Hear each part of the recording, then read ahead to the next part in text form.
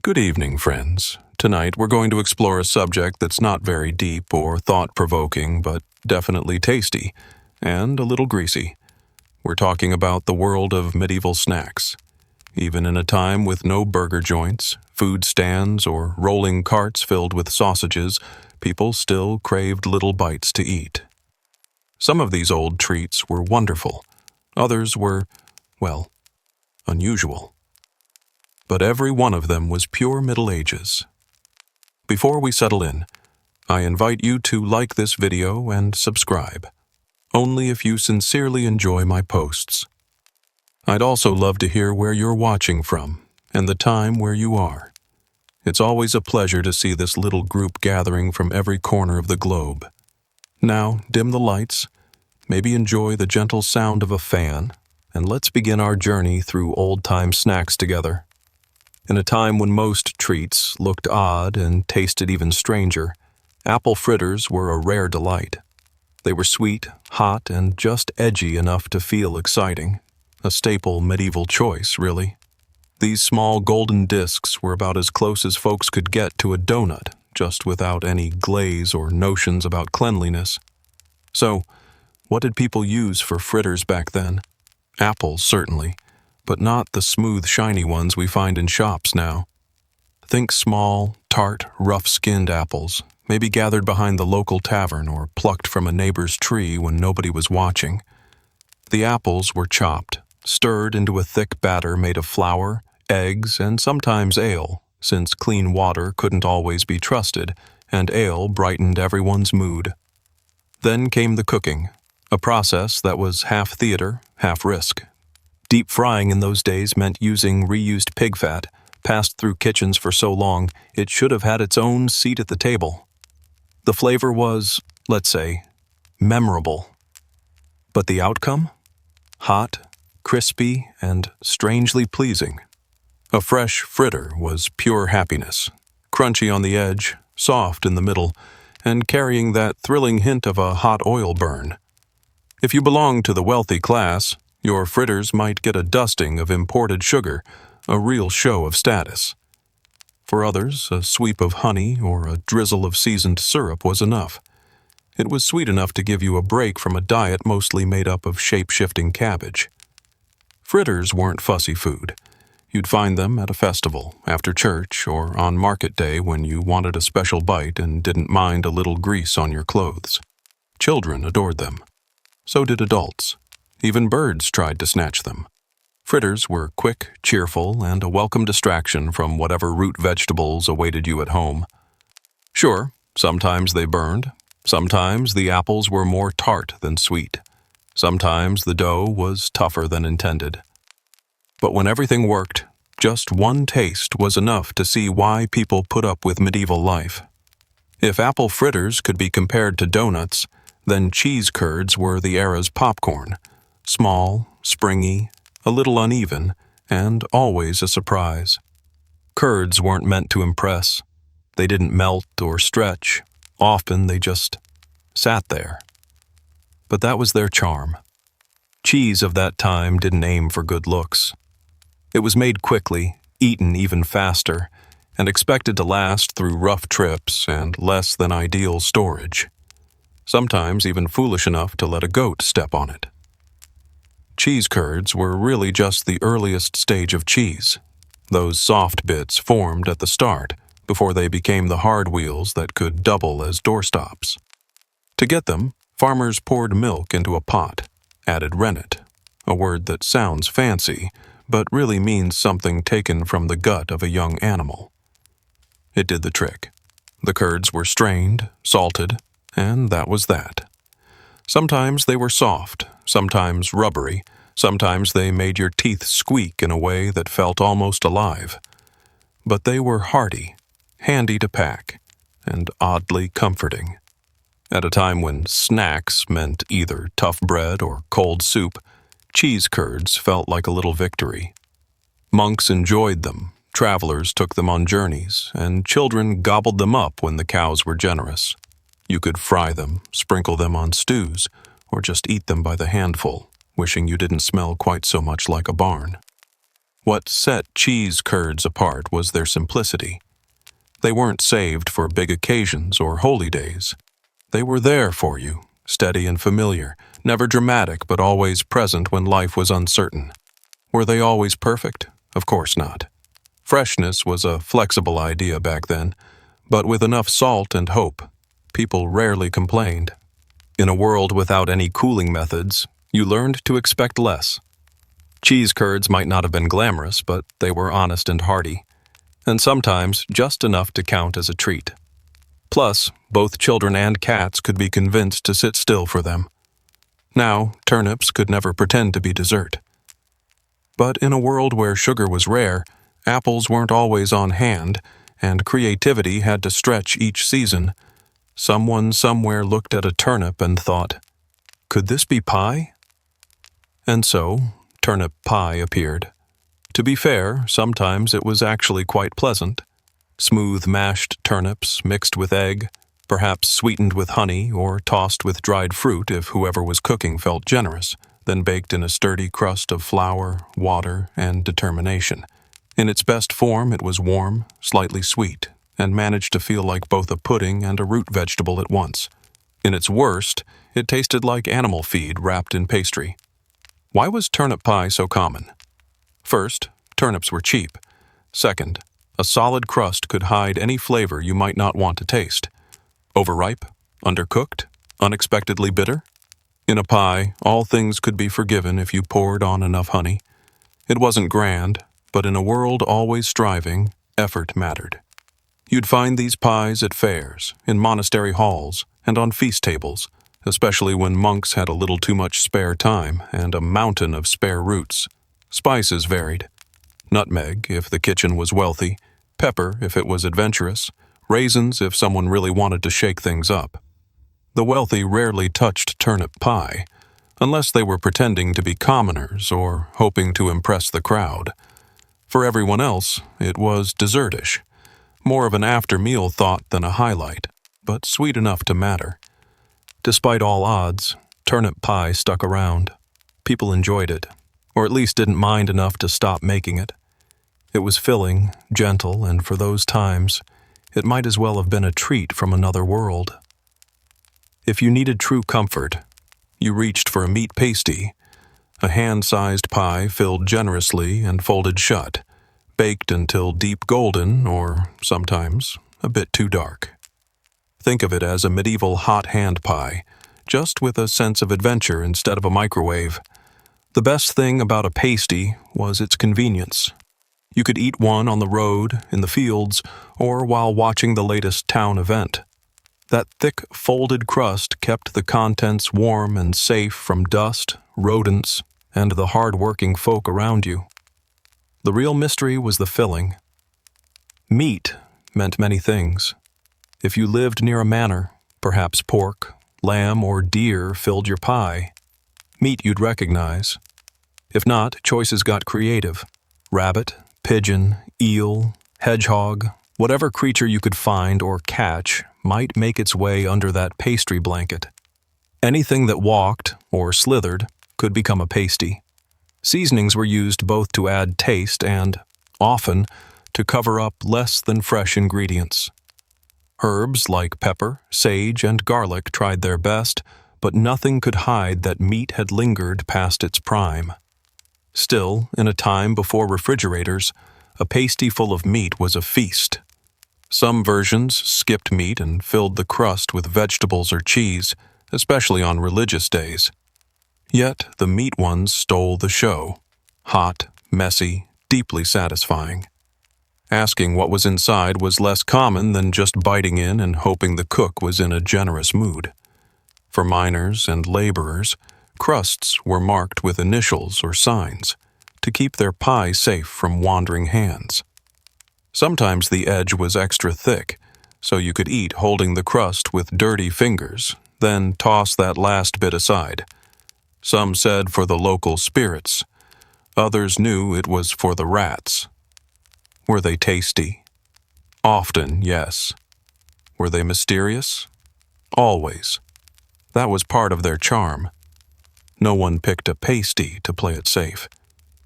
You ate it for comfort, and because it tasted good, and you accepted whatever came next. In an era when clean teeth were more wish than practice, candied fennel seeds were as close as people got to breath mints. Tiny, sugary, and faintly herbal, they served as treat, tummy settler, and tooth breaker all at once. These seeds were coated in a shell of sugar, a difficult thing to pull off long ago. Sugar had to be brought from far away, boiled, hammered, and shaped by hand, showing how much people valued these little snacks. They were especially popular in households of wealth, where after a meal, a small bowl of them might appear to freshen everyone's breath and cover the taste of mutton. Taste-wise, fennel seeds had a strong, licorice-like flavor, something to be loved or quietly swallowed and smiled about. The sugar shell balanced this with sweetness, but that herbal punch was always there, leaving you feeling both refined and a tiny bit puzzled. These seeds were believed to aid digestion, too. Folks thought fennel soothed the stomach after big meals loaded with poultry and sweet wine. Imagine them as part ancient gum, part antacid, and certainly hard enough to make you nervous about biting down too confidently. Rich families enjoyed them as regular after-dinner treats. Everyday people sometimes got off-brand versions, honey and crushed herbs holding things together, a little less polished but good enough to pretend. Among all medieval snacks, candied fennel seeds were small but important. They didn't fill your stomach, but they refreshed your mouth and granted even the humblest peasant the chance to feel a bit classy, at least for a moment. Now, if there was ever a favorite among medieval desserts, it was the honey cake. Sticky, dense, and likely to cling to everything except your wishes, honey cakes were the result of baking ambition when sugar was still for the very rich. Honey was the sweetener most people knew, if they could manage bees or climb a tree and avoid a sting or two. Honey cakes started simply: flour, water, and as much honey as you could spare, though a spoonful might be more guess than measure in a time when spoons fought for control at the table. The outcome? A heavy, chewy bar that might be a snack or, if left too long by the hearth, turn into a handy weight.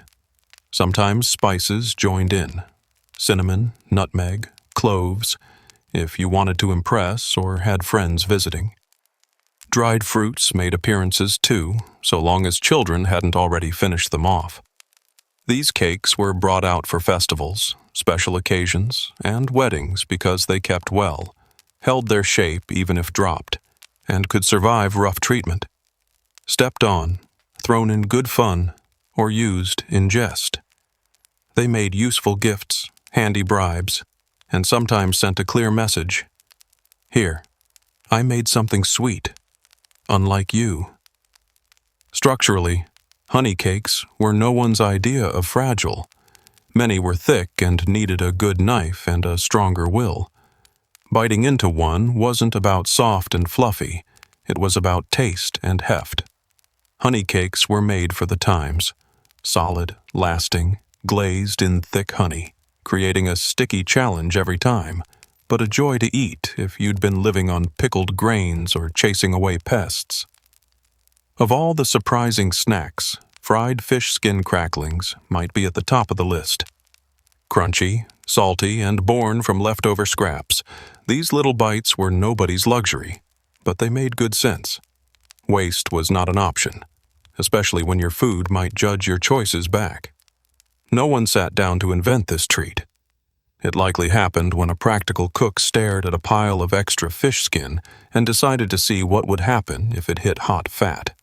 And just like that, from what would be thrown away, a new favorite emerged. Fish skin was easy to come by in riverside towns. After cleaning the catch for stew, the meat was cooked, the heads went to the pets, and the skin went in sizzling oil. Soon enough, it turned thin and crispy, like a crunchy leaf, but tasting of concentrated ocean. Sprinkle on salt, or, if you had them, garlic and herbs, and suddenly it bordered on fine food. Lightweight, easy to keep, and high in fat, These cracklings had everything a hard-working person needed after a day in the fields. Soldiers carried them, sailors survived on them, and city folk sold them near taverns for a few coins and the pleasure of out-crunching the crowd. Sometimes you'd find a stray scale or bits curled up in strange ways, but by the day's standards, they were almost elegant. The only trouble? The smell. Enough to warn your neighbors from far away, but forgiven for such a treat. If you had nothing but stale bread and old ale, you didn't despair. You made yourself a classic medieval snack called ale-soaked bread, sometimes called soups or trench toast. Imagine a primitive French toast, but minus sweetness or eggs. You'd take yesterday's bread, rock hard and fit for building walls, and drop it in a bowl of ale, not the flavorful brews of today, but a cloudy, low-alcohol drink made in someone's dim back room. The bread soaked up the liquid, softened, and turned from impossible to chew into something almost comforting. Was it delicious? In the right moment, with a little hope, it was satisfying enough. Hearty, slightly bitter from the grains, but gentle. Working people relied on it, as they didn't have time for big meals or fancy forks, but they still needed food that gave enough strength to face the day. Sometimes you'd add something extra, herbs, a little cheese, maybe an egg if the chickens were kind. On holidays, soups might get a splash of spiced ale, which was just plain ale with a little precious nutmeg. Like many old dishes, it did double duty. It filled your belly and it stretched ingredients further. Bread too hard to eat? Soak it. Ale starting to sour? Pour it on bread and call it intentional. No waste, ever. The only problem was travel.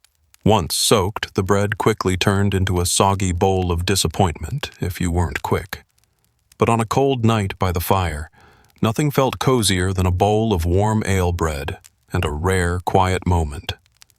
Have you ever gazed at your toast and thought, this would be better dipped in wine? If so, your tastes match those of medieval nobles. Wine-soaked bread, called sops, was a dessert, or maybe a ritual, that was oddly refined. The idea was straightforward. Take some bread, toast it if you could manage it, and immerse it in wine. And not just any wine, but usually warm, spiced, or sweetened, aged in a jug since last year's harvest. When the bread was soft, you'd spoon it out as a comforting treat. Nobles called it sophisticated. Others likely wondered if it was just a chef's way of clearing out leftovers. This was not food to eat with your hands. Instead, you used a spoon, ate slowly, and admired the music in the hall while you lingered over your cup. Soups and wine showed up at all the big events, especially late at night or during those dinners when everyone wanted to avoid talking politics. When well made, soups and wine were soothing, rich, and a little bit tipsy.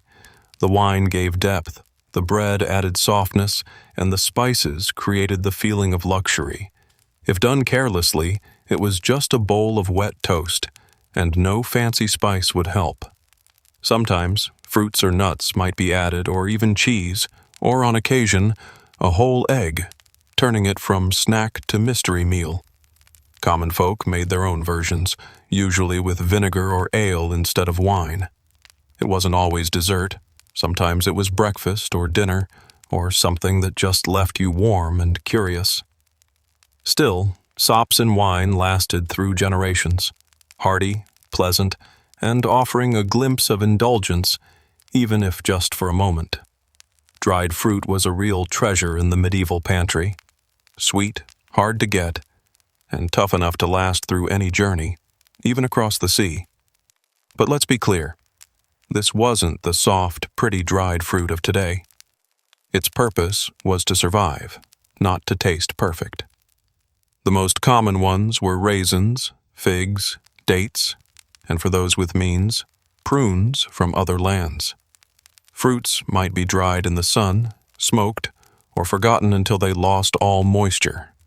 They were wrinkled, chewy, and so dense you had to earn each bite. Little history lessons in every mouthful. On the bright side, dried fruit was packed with sweetness, more intense than anything else on the medieval table. Nobles cherished them, monks stored them carefully, and children would celebrate just for a taste. Of course, eating them took effort. Figs had crunchy seeds, dates glued your teeth together, raisins stuck around far too long. There was no such thing as a silent snack. Dried fruit found its way into pies, porridge, and honey cakes to add some much-needed variety. Wealthy people might dress them up further, dipping them in rose water, wrapping them in pastry, or soaking them in wine for special guests.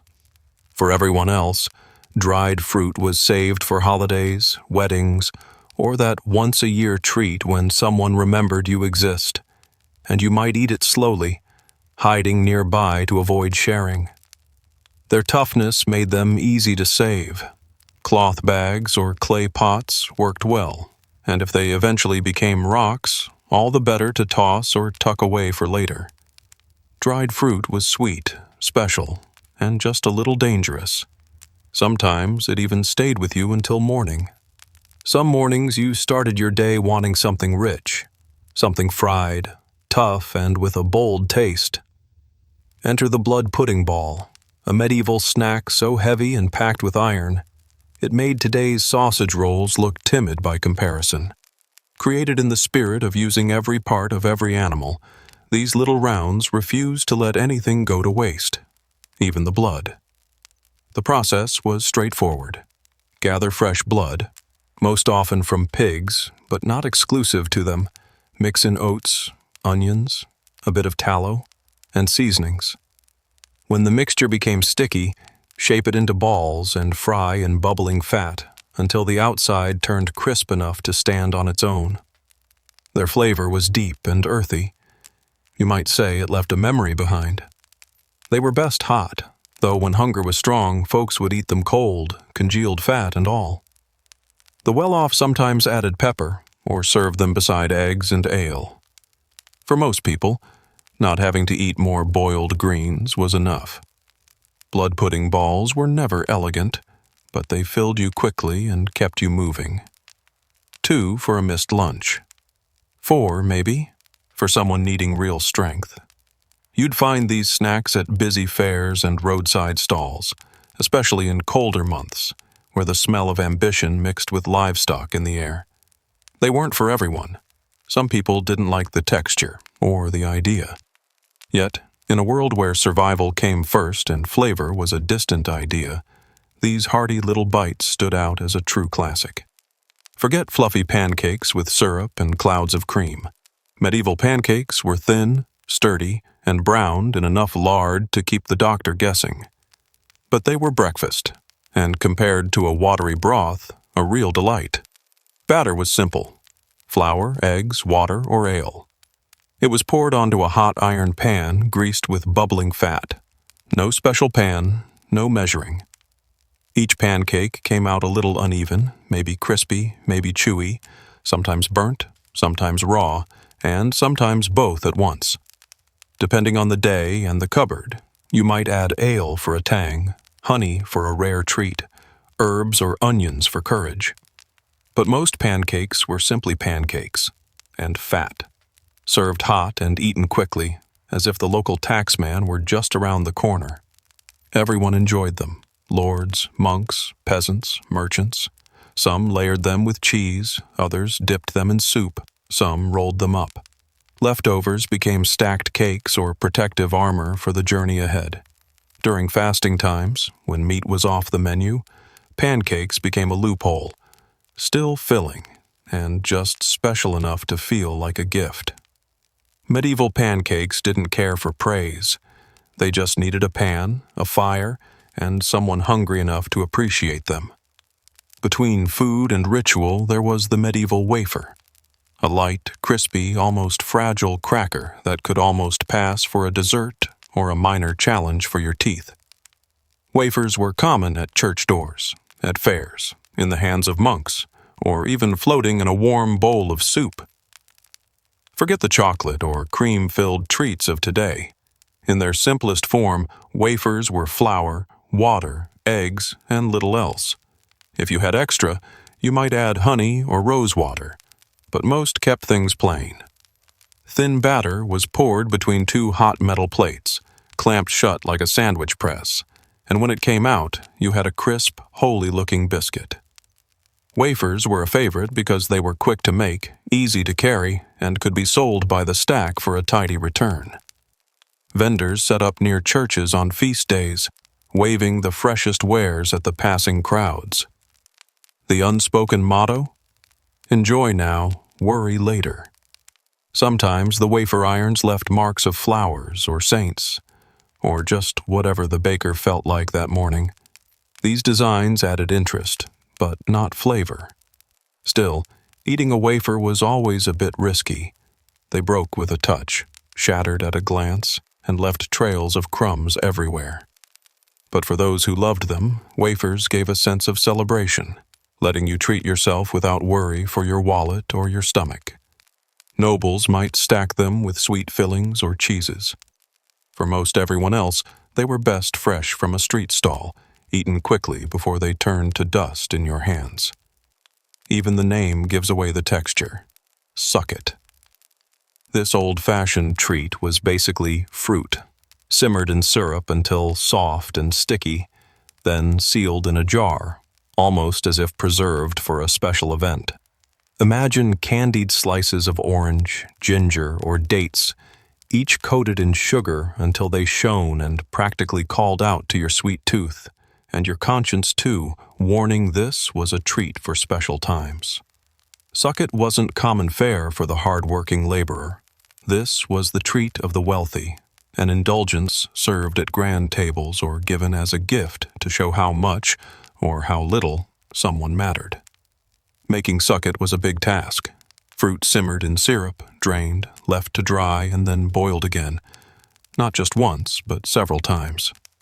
Every step was a way to drive out moisture, to turn the fruit into something intense and lasting.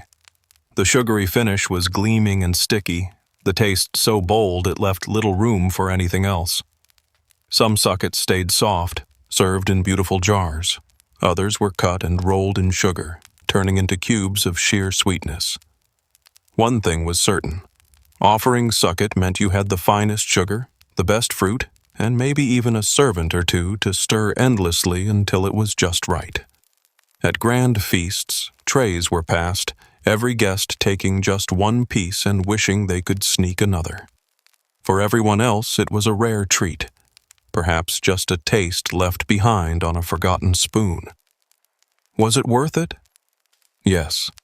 Sucket was one of those rare medieval snacks that felt truly elegant. So sweet and rich it almost made you forget the simplicity of every other meal.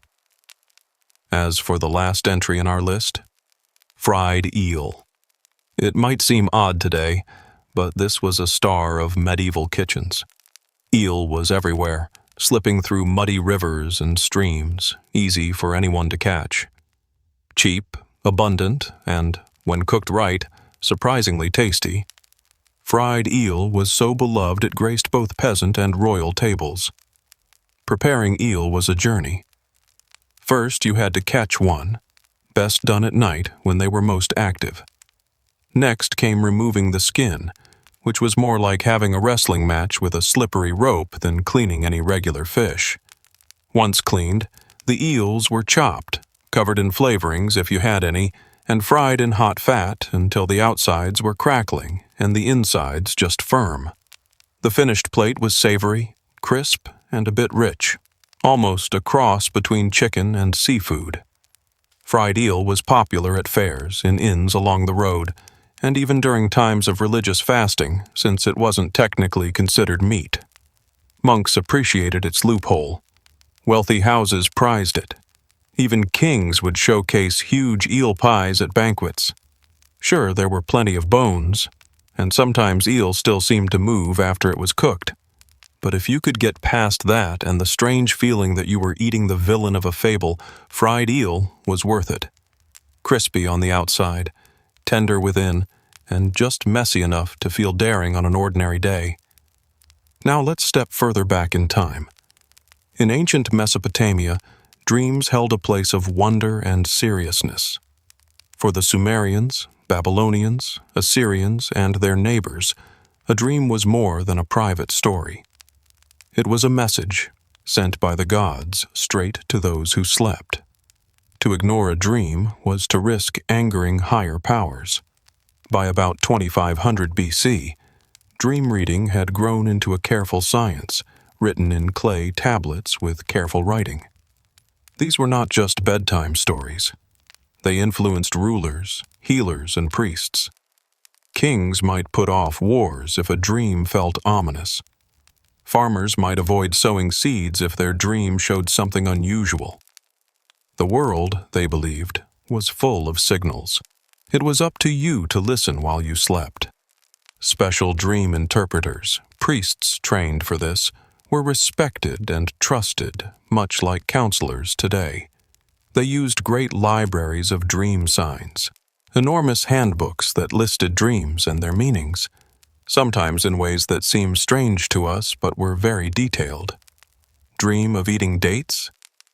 Good luck. Dream your teeth fall out? Danger for your family. Dream you have a strange visitor or meet a goddess in your sleep. You might be blessed or face great tests ahead. For them, dreams weren't unpredictable guesses. Each symbol had a set meaning. Seeing certain animals or actions gave you clues to what would come. The dreams followed their own form of order, the ways of the gods, not of men. But there was more. If a leader really needed guidance, he might spend the night in a temple, after washing and making offerings. It was thought that sleeping in a sacred place made the gods' messages clearer.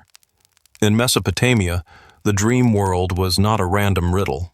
It was a map that needed careful, respectful reading. People believed the gods were always sending messages, and listening required shutting your eyes. In ancient Egypt, dreams were treated as sacred scrolls brought to life. The Egyptians saw dreams as messages sent by deities, ancestors, or perhaps from a person's own spiritual twin, the Ka. Every dream, whether frightening or joyful, carried purpose. It could guide, scare, protect, or warn. By the New Kingdom, about 1500 years before Christ, Egyptians were writing dream books, early guides to meanings, saved for the ages. One of the best known is the Ramesside Dream Book, found in the old workers' village of Deir el-Medina. This was not light reading. It offered hundreds of dream scenarios, each labeled as lucky or unlucky. But the logic wasn't always what you'd expect.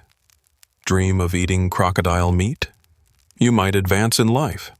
This seemed odd until you knew that crocodiles were linked to strength and the powers of a particular god. So to eat one meant taking in those traits yourself. Each entry began the same way. If a man sees himself, followed by whatever the dreamer witnessed. These guides were not random. They drew upon years of ritual, personal wonderings, and sacred custom.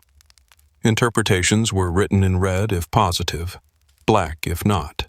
And if you received a bad dream, it was time to seek help from a priest, burn incense, and try to turn the fate around. Priests, especially those working in temples for healing gods, sometimes offered dream services. After certain rites, hopeful patients would sleep within those sacred walls, waiting for a message or a cure. This wasn't just a belief. It was healthcare, religion, and mystery, all in one trip to sleep. Dreams also touch the world of magic and medicine. You might be given a charm to wear against bad dreams, or a ceremony to clear a troubling vision, much as you'd erase a curse. In ancient Egypt, to dream was to open the door to other worlds, where gods, ancestors, and powerful forces could speak to you, if you could understand them or had a priest to explain. For the Greeks, dreams weren't just whispers from beyond. They were actual ways to meet the gods, especially through the practice known as incubation. People traveled to healing temples, most notably those dedicated to Asclepios, the deity of medicine, where they hoped sleep would bring a message with the cure they sought. Temples such as the one at Epidaurus welcomed the sick, the desperate, and the hopeful. Rather than handing out medicine, they prescribed sleep, in a prepared, humble way, with washing, fasting, and sometimes an offering. Only after all this could you lay down in a certain chamber, ready to be visited by Asclepios, or perhaps, as stories tell, touched by a winding snake. Many people would wake up feeling changed, or would recall instructions from their dream. Whether these cures were magical or the result of suggestion, the effects were real for many. Doctors like Hippocrates didn't ignore dreams. They included them in diagnosis, seeing them as clues to the body's health. A dream of flowing water might signal kidney problems. Feeling crushed might mean chest troubles. Some dreams were viewed as natural, the result of food or emotions, and others as truly divine. Dream readers, or onerocritics, became famous interpreters, using careful notes and their own flair to turn dreams into warnings, green lights, or advice. The most well-known guide was written by Artemidoros of Daldis, whose book remained important for centuries. In Greece, a dream wasn't just another night's story. It was a bridge from earth to heaven, mind to body, illness to healing. If you were lucky, a night in the temple might hand you the answer, perhaps with a gentle snake at your feet. Among the many kinds of dreams in ancient times, the ones meant to predict the future held the most significance. To the people of Mesopotamia, Egypt, Greece, and other lands, these dreams were the highest form of message. Warnings, stories about what might come, or orders to act. They were seen as gifts from the gods, fate, or something bigger than ordinary life. The ancient Hebrew tradition respected dreams greatly as a form of communication from the divine. Their scriptures are filled with these stories. Joseph, son of Jacob, dreamed of symbolic wheat and learned through visions about his future. He later interpreted the fearful dreams of a ruler in Egypt, predicting years of harvest followed by years of hunger, and shaped the nation's future by doing so. Similarly, in Mesopotamia, leaders often claimed dreams led them, bringing news of victory, disaster, or a sign they were chosen. Rulers, such as Ashurbanipal, said the gods appeared in his dreams to guide his choices in battles and government. For many, such dreams confirmed the right to rule. Greek society, too, divided dreams into ordinary night thoughts and the special dreams that spoke of the truth, called the true dreams. These dreams had their own minor gods, and before big acts, from starting a war to building a city, rulers would look to dreams or those trained to explain them. Even the Romans paid attention. Leaders like Augustus saw omens of glory. Generals before battle claimed that ancestors sent them visions. Dreams were not just stories to them, but reasons for action, tools of power, ways to turn the future, and proof that the sky had spoken. Outside Greece, dream healing and prophecy shaped other cultures as well. In Anatolia, now modern Turkey, the tradition blended many beliefs from Hittite and later Greek and Roman concepts. Temples stood on hills under the stars, built to catch the watching moon and call down its gifts through sleep. People would come, bringing their suffering and hopes. Through rituals, sometimes walking through winding paths, sometimes lying under carved patterns, they believed that dream visions would guide their recovery or answer their questions. Music, incense, and chanting were used to set the stage. So-called dream priests, trained to help shape and explain these visions, played a large part. Sometimes they would suggest symbols before sleep. A person trying for a child might place a special idol under their pillow, and the next morning the dream would be interpreted. A lion, perhaps meaning a strong son. Rain, a wise daughter. Old records say even kings and queens looked for dream answers, often being given warnings or instructions that shaped how their country was run. Dream healing in Anatolia was not just private. Sometimes it brought people together, building little dream communities, all waiting for renewal through a night's rest. Dreaming was seen as an action, a way to connect, to heal, and to listen to the quiet speech of the gods. By the 2nd century A.D., dream reading had become a respected craft. One man, Artemidorus from Asia Minor, took it on himself to gather, organize, and study dreams from every side of life. He wrote the Onirocritica, a 5-book guide with thousands of dream examples, taken from ordinary people, sailors, merchants, soldiers, and more. He believed that to understand a culture's soul, you had to listen to its dreams. What set Artemidorus apart was his attention to detail and context. While earlier dream books gave fixed meanings, he thought about the sleeper's social standing, gender, job, and situation. Dreams of disaster for the rich had one meaning, for the poor another, adjusting not just by symbol, but by person. He explored symbols directly, knowing that dreams could use puns and irony. Dying might be about a fresh start, for example. Dreams of intimacy might be about control or struggle, not just love. His work lasted for centuries, influencing dream experts across cultures, not just as a curiosity, but as a key to deeper meaning. He may not have believed dreams came from the gods anymore, but he certainly believed they taught us about ourselves. Not every dream in the old world was a gift from above. Some were feared as threats or warnings, dark pictures sent by harmful spirits or the unhappy dead. People in Babylon made a sharp divide between dreams from the gods and those bringing illness or worry. If a dream caused pain or fear, you might call a priest, light incense, wear a special charm, or even perform a ritual to clear away its shadow. In Egypt, the idea of protecting against bad dreams was strong. People wore charms engraved with the eye of a god or the face of a guardian to keep nightmares away. Sometimes spells were spoken in the morning to undo the power of a troubling dream, as if cleaning up an unseen spill before any damage could be done. For the Greeks, nightmares were sometimes seen as warnings from earth spirits or underworld gods. Ignoring such dreams could be dangerous. Even thinkers like Plato saw dreams as a battle between reason and desire. Nightmares warning that something inside was out of balance. Romans feared dreams of certain creatures, believing they predicted betrayal, trouble, or death. They also thought the dead could visit through dreams, sometimes to advise, sometimes to warn. In every land, nightmares were more than just bad sleep. They were stern reminders that the world you could not see was always close and could reach into your life, even in your dreams. Finally, in ancient times, dreams were never just personal. They were sometimes used as instruments of power. Rulers, priests, generals, and prophets would often share dreams as evidence for big choices or to persuade their people.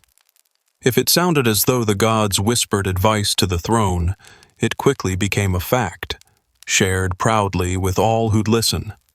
Think about Alexander the Great for a moment. Before he became the ruler of Egypt, stories tell us he dreamt of the god Ammon, who welcomed him as a son. When Alexander reached the distant Siwa oasis, the local oracle confirmed his dream, calling him a child of the divine. Whether this vision truly happened or was arranged hardly mattered. The meaning shaped his leadership. His soldiers and people began to see him as more than a man, as someone touched by the heavens. Throughout history, such dreams became especially powerful during uncertain times and changes in leadership. In ancient Rome, leaders would do much the same. Augustus claimed to have seen his victory over Mark Antony and Cleopatra predicted in a dream. Afterward, writers and artists made sure this vision lived on, minted into coins and woven into official stories. Later emperors followed his lead. As long as a dream could be said to come from the gods, few would dare challenge its message. Priests and oracles played a role too, turning dream interpretation into a spiritual tool, one often used to strengthen the rule of kings or support the highest priests. If a governor had a dream of calamity, for example, the priest might say this showed divine anger at his rebellion. But dreams of good harvest, or triumph in battle, could inspire leaders to set out on campaigns, collect new taxes, or bring in reforms. And this wasn't only the way of kings. In Egypt, Queen Hatshepsut described in temple carvings how, even before her birth, the god Ammon visited her mother in a dream, promising that her daughter would become ruler. By telling her people her reign was foreseen by the gods, she cemented her place on a throne usually reserved for men. Prophets in the Hebrew Bible also used dreams to challenge and question kings. Daniel, for example, told Nebuchadnezzar that his dream of a great statue foretold the rise and fall of entire empires. Dreams were about more than private worries or hopes. They were often hidden warnings or advice about politics, told through symbols and stories. Everywhere, dreams allowed the powerful to say, "This isn't just my choice. It comes from above." Whether a true revelation or carefully crafted story, dreams held remarkable influence, turning what people saw during sleep into the language of power, one vision at a time.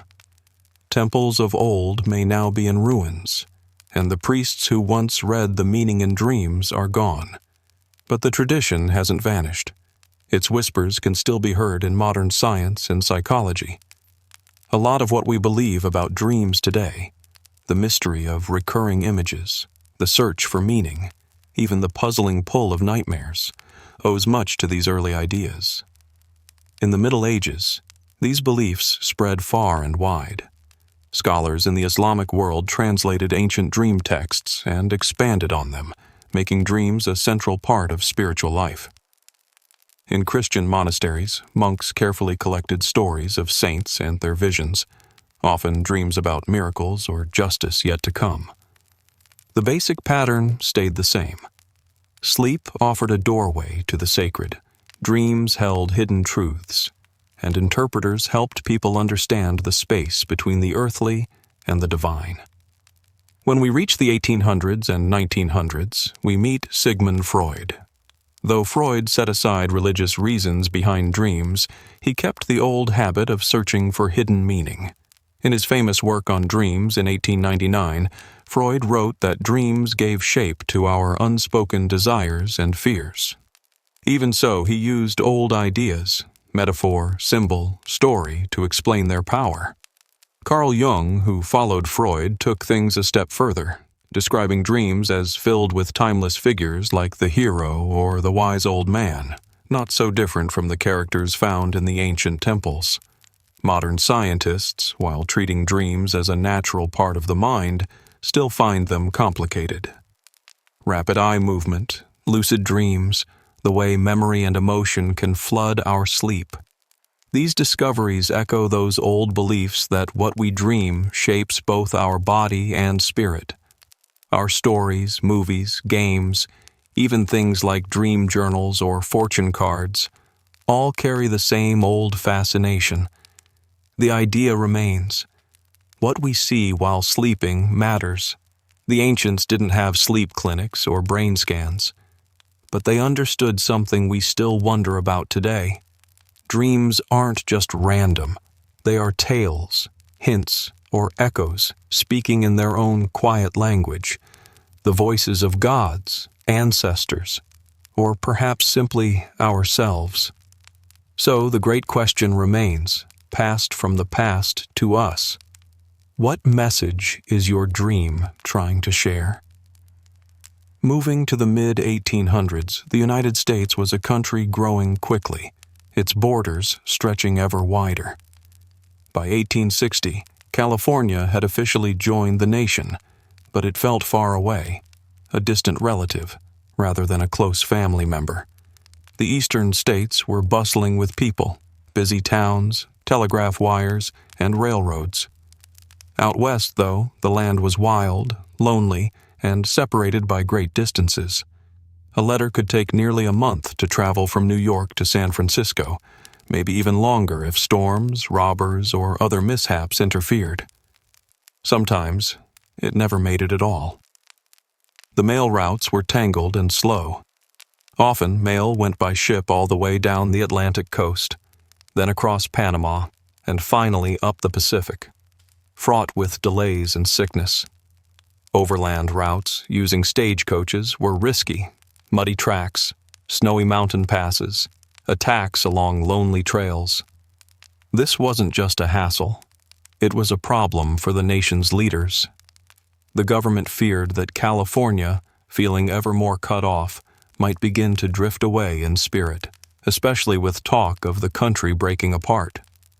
Keeping everyone united across such a vast land wasn't just wise, it was urgent.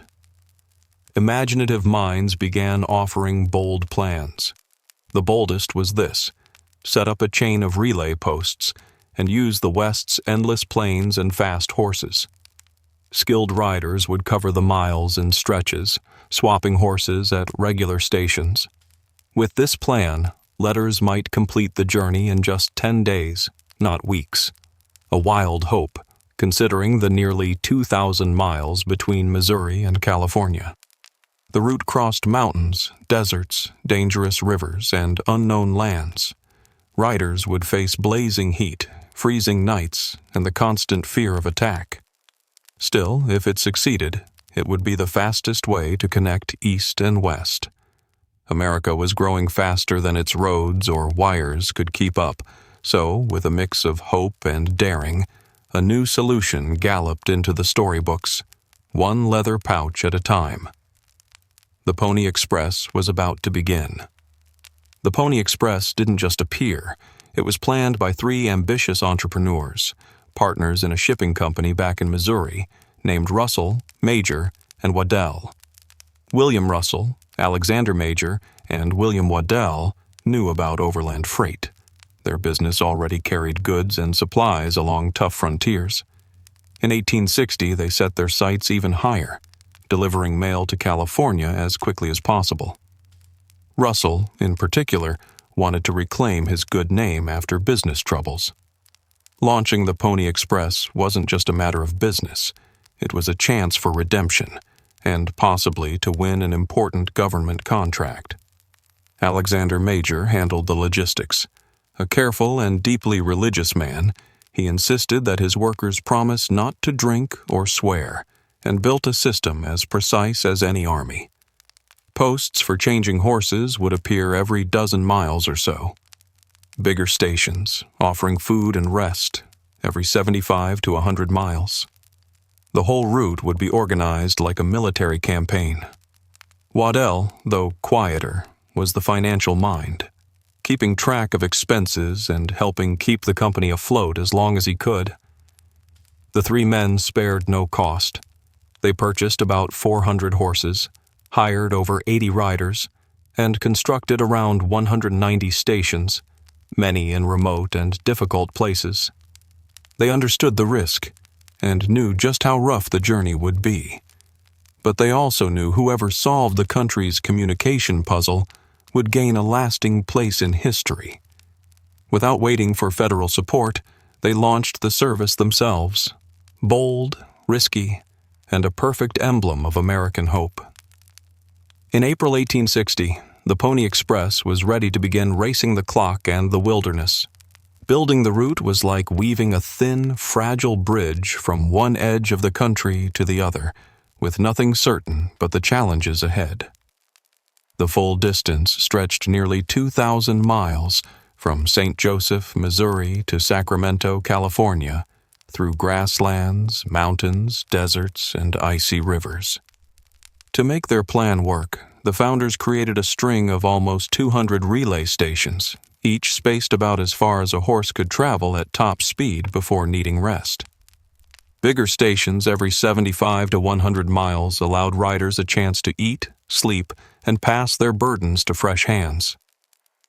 The true heroes of the Express were the horses, over 400 of them, chosen for their ability to cover long stretches at a run.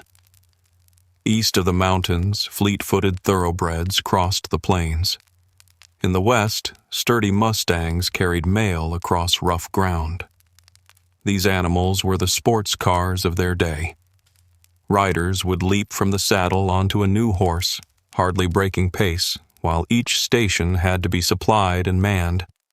Some just small huts, others more heavily guarded, all stocked with food and water ahead of time. Weather was an ever-present enemy.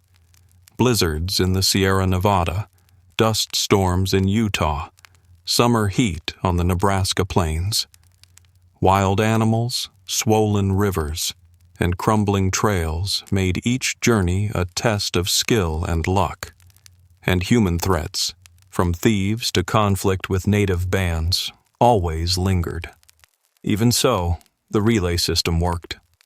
By trading out riders every 75 to 100 miles and horses every 10 to 15, the mail could make it across the continent in just 10 days, a marvel for the time. It took courage, detailed planning, and determination. The Pony Express stitched together distant corners of the country, tying isolated communities together with a thread only a galloping horse could make whole. On April 3, 1860, the Pony Express officially set off from St. Joseph, Missouri. A crowd gathered outside the Pikes Peak stables, buzzing with anticipation. The first rider, likely Johnny Fry, though the record isn't certain, climbed into the saddle, took up the special mail pouch, and bolted westwards at full gallop. As townsfolk cheered and cannons fired, a new era in American life thundered from the stable yard. The bag he carried weighed about 20 pounds, stuffed with letters, newspapers, and telegraph slips, mail all bound for California. Telegrams already sent from the nation's capital now would cover the last, wild leg of their journey by horse, blending technology and grit in a single act. At the same moment, in Sacramento, a second rider dashed eastward, beginning a relay that ran both ways across the continent. Before them were nearly 2,000 miles of rough country, 190 stations, and some of the harshest environments on the continent, meant to be crossed in only 10 days. Every rider carried the mail pouch, slipping it from one horse to the next in less than 2 minutes. The pouch itself was cleverly designed. 4 separate, locked pockets could be tossed over the saddle horn quickly, saving precious seconds. Speed was the rule. Riders had to keep a pace of around 10 miles per hour, no matter the weather, rain, snow, or danger. Against all odds, the first trip worked. Less than 10 days after leaving Missouri, the mail reached Sacramento. Newspapers hailed it as a wonder, a feat no one had thought possible, and the Pony Express legend was born. Not many letters made that first run, but the meaning was huge. The Pony Express wasn't just about moving notes or parcels. It was about proving that a country so wide could be connected, that men and horses could overcome distance and loneliness. For the riders, it was an exciting and often perilous new adventure. For America, it was a step toward instant communication, a shrinking of the vast West. But the heart of the Pony Express was its crew of riders, a handful of brave, wiry young men who risked their lives to bridge the continent. Most express riders were teenagers, rarely older than 18, usually weighing less than 125 pounds, small enough to spare the horses. Speed and stamina mattered more than anything else. Legendary recruiting posters are said to have called for young, skinny fellows, not over 18, expert riders willing to risk death daily. Orphans preferred. While the exact wording is debated, the message was honest. These boys rode 75 to 100 miles in a shift, switching horses at each post, but riding on regardless of nightfall, storms, or heat. They armed themselves with guns, but often their best hope against threats was to outrun them. Some became legends in their own right. Pony Bob Haslam once covered nearly 400 miles in 2 days, wounded by arrows but delivering his mail. William Cody, Buffalo Bill, would later claim to have served the Express at just 15, though some dispute the story.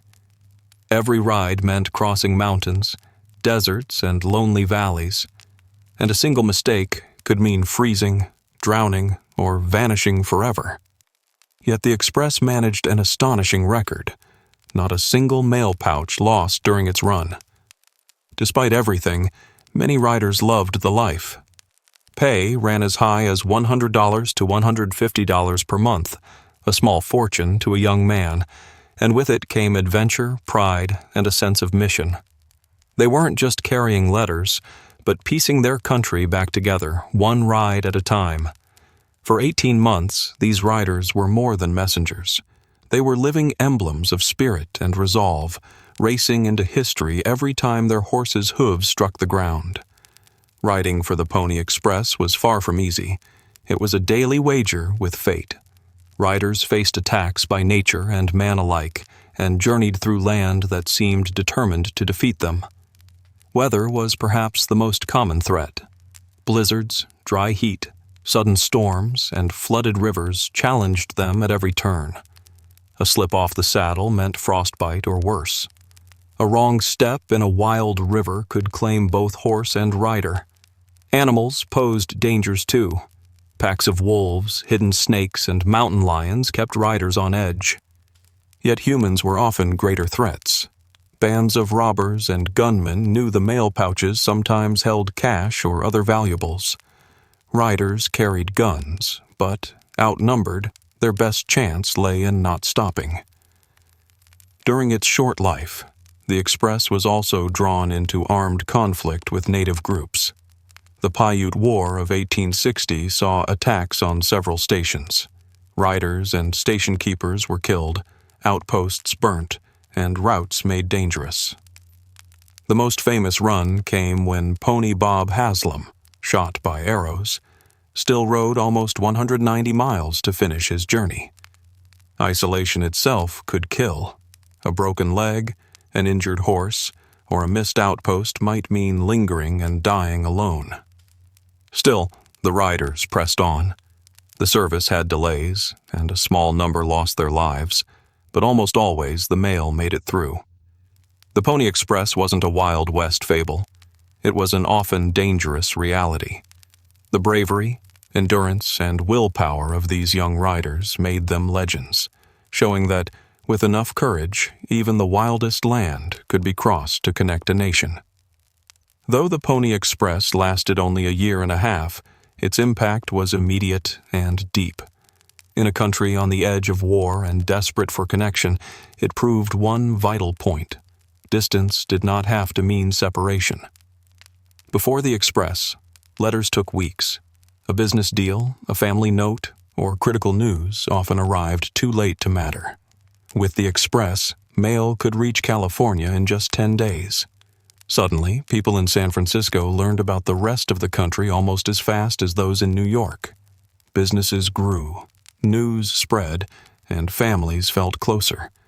Most important of all, the country felt tied together, a unity that would be sorely tested as war approached. For the government, the Express meant the West was reachable. It became a sign of national strength and hope, especially important in those uncertain times.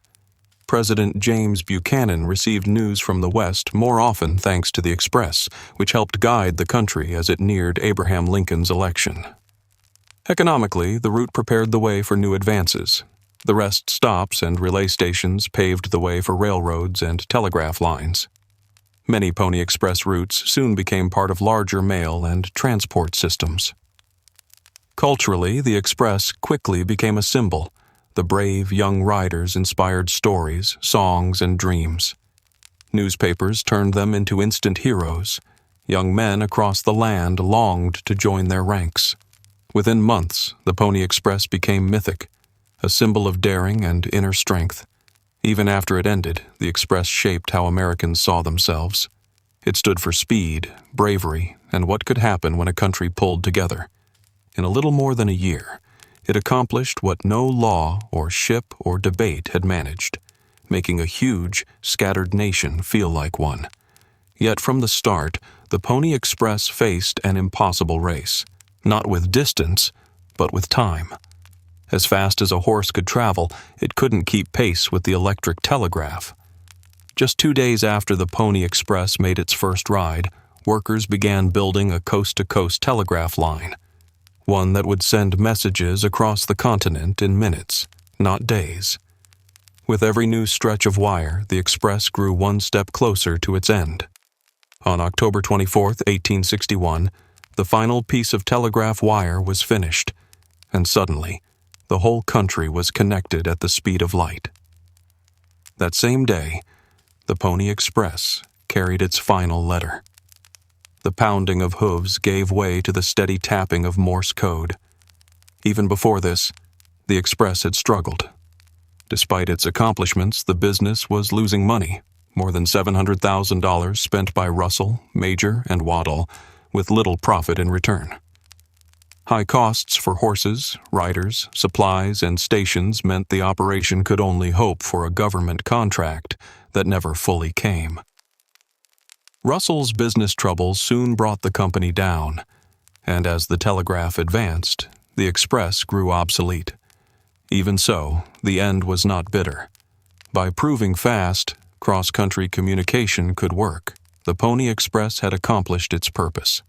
Riders moved on to other jobs, stations found new uses, and the country looked toward the future. The change was not a defeat, but a natural step forward. Horses gave way to wire, just as wires would someday give way to radio, satellites, and finally, the internet. For one shining moment, Americans watched as brave young riders and strong horses bested time and distance.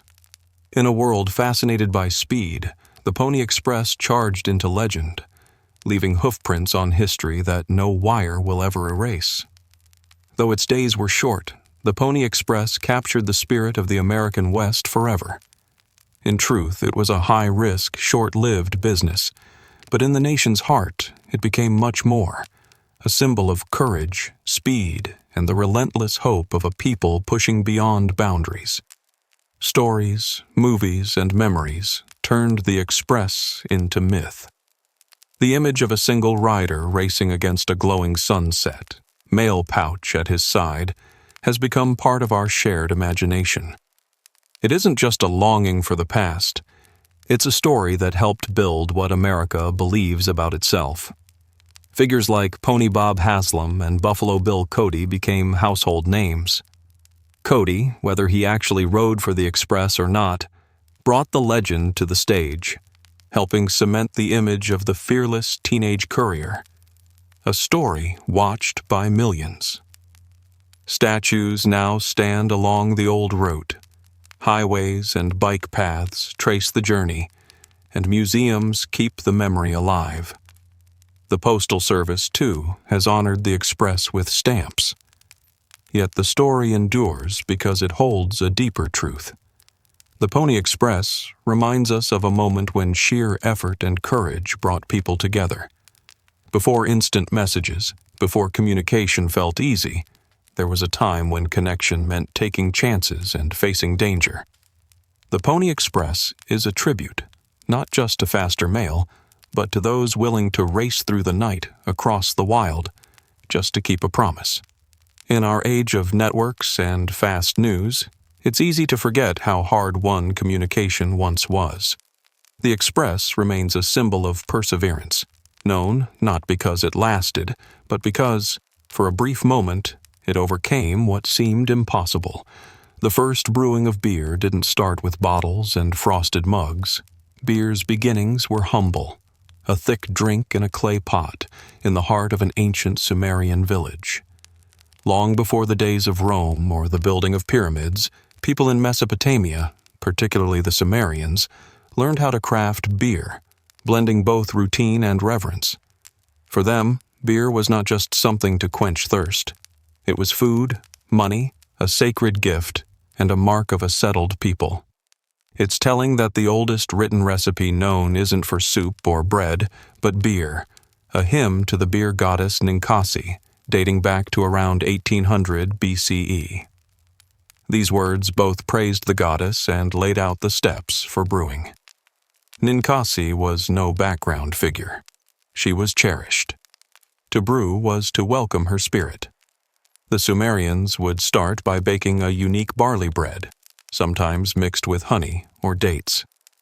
This bread then crumbled into water, left to ferment in big clay jars. The outcome was nothing like today's beers. Cloudy, thick, and low in alcohol. A hearty, nourishing gruel. Importantly, it was safe to drink when water often wasn't, and it provided nutrients for everyone, from workers to priests to kings. On jobs building temples or irrigation, workers might be paid in beer, enjoying several liters a day. Drinking wasn't lonely. Instead of individual mugs, people gathered around big ceramic jars and drank together using long straws, sifting out the bits. Beer was about more than a buzz. It was a way to join, celebrate, and even to touch the sacred.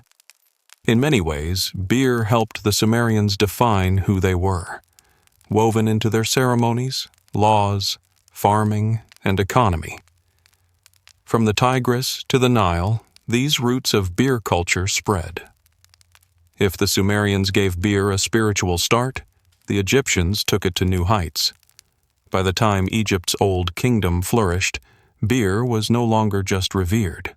It was a daily pillar. At the great temples and palaces, huge breweries operated as part of the state, often run by priests. For the Egyptians, beer was a gift from Osiris, the god of agriculture. It showed up in festival after festival. The method was like the Sumerians, but even larger, baking barley or emmer wheat bread, breaking it into vats, mixing with water and sweet dates or honey, and leaving it to ferment. The beer was thick, unfiltered, and packed with nutrition, sometimes eaten with a spoon. Beer was so important, it followed people into death. Tombs held jars for the afterlife, resting alongside bread and meat. Recipes for the dead and mural scenes of brewing show beer's spiritual weight. Workers who built the pyramids, contrary to old myths, weren't slaves, but paid laborers who received beer as part of their income, up to 4 liters a day. For them, beer was a meal, a drink, and an energy boost. The government controlled its brewing and taxed its use. Women held important roles, many working as brewers at home or in temples. Simply put, beer in Egypt nourished bodies, pleased the gods, accompanied the dead, and ran through the heart of everyday life. Across ancient worlds, beer was more than drink. Each cup or jar helped people feel near to the divine. Fermentation wasn't just a chemical process. It was a transformation, an act that turned plain grain into something holy. To brew was to invite the spirits to join you. To drink was to share in life's great cycle. In Sumer, the hymn to Ninkasi blended prayer with step-by-step instruction. Rituals likely began with song and offering, summoning Ninkasi before the practical brewing tasks began. Finished beer would be given to priests, shared with the gods, or poured out as a last, grateful gesture. In Egypt, beer lived even deeper in religion. Temples brewed hundreds of jars for daily worship. The yearly festival of drunkenness honored Sekhmet, a lion-headed goddess who, legend holds, was pacified when beer dyed red was set before her. In this myth, beer itself quieted divine anger. Priests and priestesses led the brewing, and sacred batches were kept for ceremonies. Beer also guided souls through death. Tombs listed jars of specific brews among their offerings. Festivals, often centered on the seasons or the harvest, came alive with shared beer, tying people to each other and to their gods. Even as wine later gained favor among the rich, beer held on to its ties to the earth, to work, and to spiritual force. Drinking beer in the ancient world was never only about quenching thirst. It was about stepping in rhythm with nature, gods, and the endless pattern of living and dying. Beer wasn't just a result of civilization. It may have helped build it. Today, many scholars think that the longing to brew beer was one of the main reasons ancient people started farming. Surely, grain was also grown for bread, but making beer may have given people their earliest reason to plant crops, store barley, and settle in one place. Barley, among the oldest cultivated grains, was treasured for its ability to be turned into beer. Beer was safer to drink than water. It kept longer and was crucial in dry climates where water would fade away. Beer brewing required organization, tools, storage, the right timing, and a careful system. This led to labor divisions, new inventions, and the first scientific efforts. Clay tablets show that Sumerian brewers had a deep grasp of how fermentation worked, even without understanding yeast. In places like Uruk and Babylon, breweries became part of the state or temple. Beer rations were given to workers and officials, taxes and regulations followed. Brewing guided the growth of records, measurement, and government control. Beer helped spread trade, too. Regions with extra grain or brewing skill swapped beer and tools with neighbors. Clay jars show beer reached long distances, another sign of its worth. In short, beer helped people settle, plan, work together, and trade. It sustained laborers, tied together cities, and supported rituals. It kept grain growing and spurred the first marketplaces, a true foundation for organized life. In many ancient cultures, brewing beer was women's work, a craft taught from mother to daughter, considered both practical and sacred. In Sumer, beer was so closely tied to women that the goddess of brewing was female, and this mirrored daily life. Women made the food and drink that kept families and society running, working in both home kitchens and temples. In Egypt, too, women managed home brewing. They made beer in clay vessels, using lightly baked bread, water, and flavorings, often setting aside time every day or week for brewing. Women near temples or in wealthier homes controlled small breweries, sometimes earning respect and even influence. Images on tomb walls show women brewing, straining, and storing beer, highlighting their key role. Priestesses often helped make beer for rituals, not just for families. Being a brewer could bring social position, even spiritual authority. As beer making slowly became a bigger business, men took on more brewing outside the home. But from the beginning, women preserved the craft. They set the recipes, chose the ingredients, and passed the knowledge on. Even later, in medieval Europe, the tradition continued, with female brewmasters or alewives selling beer from their homes. Some wore tall hats for visibility at the market, a custom that later colored old stories about witches. In ancient times, a woman with a brew pot was respected, not feared. She sustained both people and gods, one bubbling jar at a time. Brewing in ancient times wasn't magic or guesswork. It was a skill shaped by careful study, trial and error, and knowledge passed down by word, song, and example. The main ingredients, barley, water, time, and fermentation, were much the same everywhere. But each region put its own twist on the process. Barley was the ordinary grain of choice, though emmer wheat turned up in Egyptian beers. These grains were either soaked, sprouted, and mashed, or baked into bread loaves crafted just for making beer. In both Mesopotamia and Egypt, this bread would be broken into water and left to ferment, often in big clay vats. Natural yeast from the air, or lingering in vessels, drove the fermentation. Brewers might not have known about yeast, but they knew which pots worked best, likely thanks to hidden colonies of friendly microbes. Flavor came from ingredients like dates, honey, and herbs, especially in Egypt, where beer could be thick and sweet, more like a drinkable meal. Some beers were so dense they were sipped through straws to avoid the grit, explaining old images of communal drinking. Brewing depended on the climate. Desert brewers worked in shaded places or cool pits to protect their batch. Some beer aged in sealed jars, others were consumed while still fresh.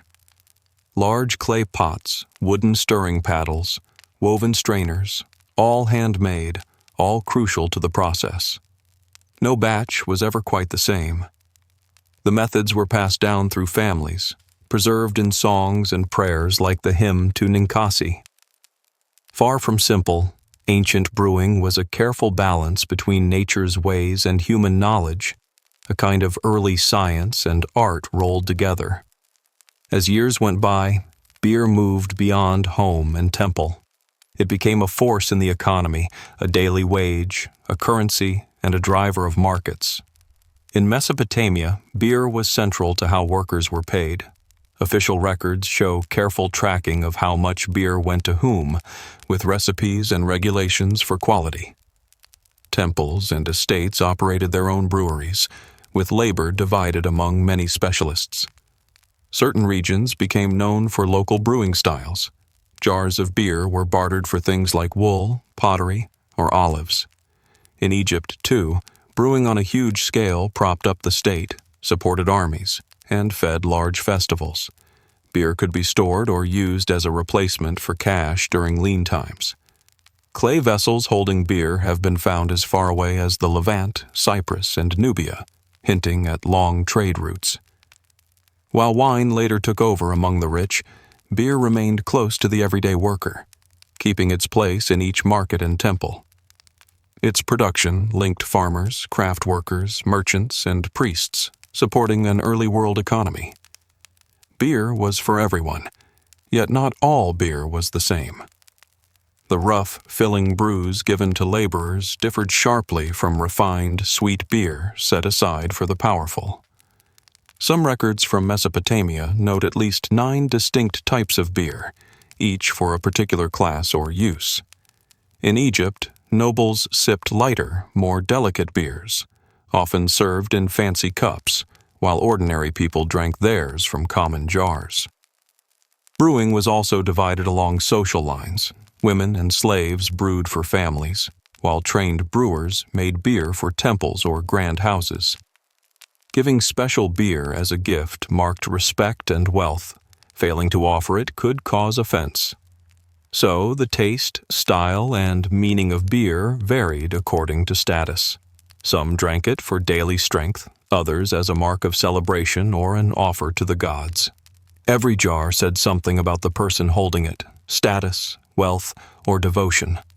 Even after thousands of years, the influence of ancient brewing is with us still. Much of what modern brewers do, malting, fermenting with wild yeast, adding flavors, comes from traditions begun when knowledge was handed down by story and by stand-around-the-pot teaching. In places like Ethiopia, Peru, and rural Eastern Europe, the ancient methods and spirit still live. Beer is brewed from old recipes in clay jars in family kitchens as a sign of togetherness. The special place of beer still shines through. The drink that brings people together at festivals, holidays, and everyday gatherings. Even sharing a casual pint echoes those ancient groups, united around a pot with shared straws. Research into ancient beer is growing. Researchers now use science to reconstruct old drinks, sometimes brewing from Egyptian recipes, or even offering them for sale, giving a true taste of the past. Most of all, ancient beer shows us that building society meant more than walls or wars. It was the patient work done in homes and breweries, often by women, feeding workers, helping trade, honoring spirits, and bringing people together. The next time you lift your glass, remember, you're part of a tradition older than any known city, a ritual that still bubbles with meaning, linking us all through the ages.